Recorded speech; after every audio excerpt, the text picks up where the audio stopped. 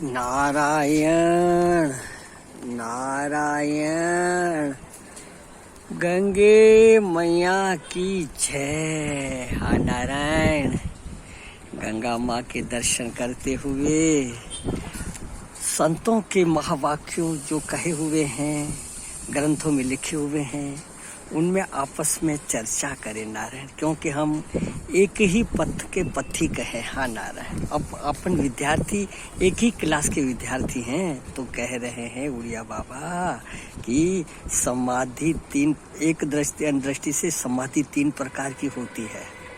हाँ नारायण, ज्ञान समाधि, ध्यान समाधि और भाव समाधि, ये तीन भेद भी प्रसिद्ध है सज्जनों। हाँ, अपनी अपनी धारणा से सब अच्छा है। देखो सज्जनों, भाव समाधि की उस भगवान के अपने इष्ट में इतने मस्त हो गए तो भाव में बस भूल गए अपने आप को। यह भाव समाधि हनुमान पौदार के जीवन की जीवनी में ये शरीर ने पढ़ी है और संतों से सुनी भी है। ध्यान समाधि में माना चित्त एकाग्रता हो जाता है, बस उसमें स्थित हो गए।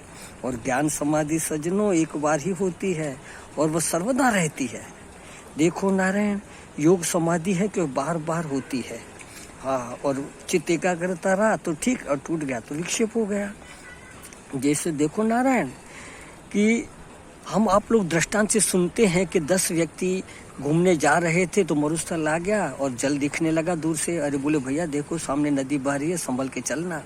चलते चलते गए, पीछे देखा, अरे वाह यार, बातों बातों में नदी तो हम छोड़ के आ गए। अरे वाह भाई वाह। तो कहा अरे यार कोई डूब तो नहीं गया। गिन रहे थे 1 2 3 4 5 6 7 8 9। अरे एक डूब गया। सब कोई 9 9 कह रहे हैं, अपने को नहीं गिन रहे हैं। कोई भाग्यवश कोई व्यक्ति वहां से गुजरा। बोले अरे भाई क्यों हुआ, क्यों दुखी हो? बोले भैया हमारा एक डूब गया। बोले कहाँ? नदी में। अरे कि आप कितने लोग थे? बोले हम 10 थे। बोले कहाँ नदी? ये देखा करिए यार, यहाँ तो मरुस्थल है, नदी तो है नहीं। बोले कितने थे? बोले 10। बोले गिनो, और 1 2 3 4 और कहते 8 9। इस सिर पे हाथ लगे, 10वां तू है। हाँ, बोले सबका अज्ञान मिट गया। तो नारायण तत्वमसी के द्वारा जब निष्ठा हो जाती है, फिर उससे उत्थान नहीं होता, माना अन्य नहीं रहता होता है। बस कर्तव्य यह है कि फिर उसके लिए जैसे तत्व ज्ञान हो गया जो ना, उसको फिर कोई अन्य कर्तव्य नहीं रहता। बस उसको जागृत रखे, बार बार उठते बैठते। तो नारायण ये सिद्ध है, एक लौकिक दृष्टि से विचार करें कि हमेशा देखने वाली वस्तु से देखने वाला अलग है। हाँ नारायण, हमें दृश्य दृष्टा के बिगर नहीं रह सकता, पर दृष्टा दृश्य के बिगर रह सकता है। ये नियम है। दिखने वाली वस्तु से देखने वाला अलग है और रहता है और रहेगा ही। पर दिखने वाली वस्तु बदलती है, मगर दिखने वाला एक जैसा रहता है। तो नारायण विचार करें कि जागृत स्वप्न सुषुप्ति ये सब दृश्य चले गए तो दृश्य दृष्टा के बिगर नहीं रह सकता, पर दृष्टा दृश्य के बिगर रह सकता है। वह ही अस्तित्व तत्व ही सत्य है, वही जीव मात्र का अपना आपा है।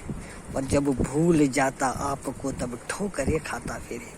उस अस्तित्व को भूल करके शरीर को मैं मेरा मान करके, शरीर तो क्या पर शरीर की पूंछ को मेरा लड़का, मेरी लड़की, मेरा दुकान, मेरा मकान, मेरे धन, मेरे नारायण मेरे गहने आदि आदि आदि मान करके न जाने कहाँ कहाँ जीव भटक रहा है। इसके लिए ध्यान रखे कि दृश्य, समझ गए ना, दृष्टा के बिगर नहीं रहता, मगर दृष्टा दृश्य के बिगर रहता है।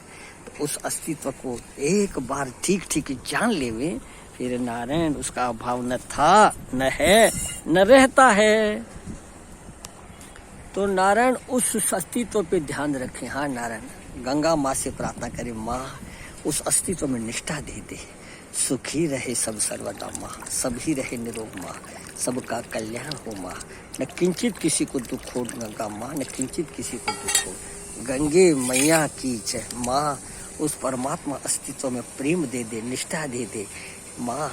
नारायण नारायण नारायण, जयराम जी की नारायण, जयराम जी की। उस अस्तित्व में ध्यान रखें, खाते पीते उठते बैठते उसका ध्यान रखना ही यही साधना है, नारायण साधना है। जय राम जी की, नारायण जय।